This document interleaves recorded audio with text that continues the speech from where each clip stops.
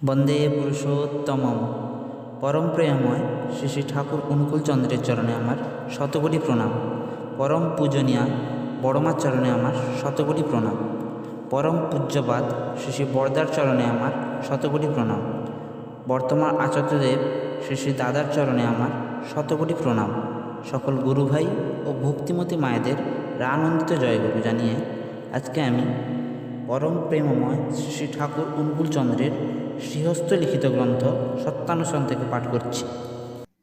খবরদার, কাউকে হুকুম করে কিংবা চাকর বাকর দিয়ে গুরুর সেবা শুশ্রূষা করতে যেও না। প্রসাদ থেকে বঞ্চিত হও না। মা নিজের হাতে ছেলেপিলের যত্ন করে বলে ছেলের উপর অশ্রদ্ধা আসে না, তাই অত ভালোবাসা। নিজ হাতে গুরু সেবা করলে অহংকার পাতলা হয়, অভিমান দূরে যায় আর প্রেম আসে। গুরুর ভগবানের সাকার মূর্তি, আর তিনি অ্যাবসলিউট, অখণ্ড। গুরুকে আমার বলে জানতে হয়। মা, বাবা, পুত্র ইত্যাদি বাড়ির লোককে ভাবতে গেলে যেন তার মুখও মনে পড়ে। তার ভর্ৎসনার ভয় রাখার চেয়ে ভালোবাসার ভয় রাখাই ভালো।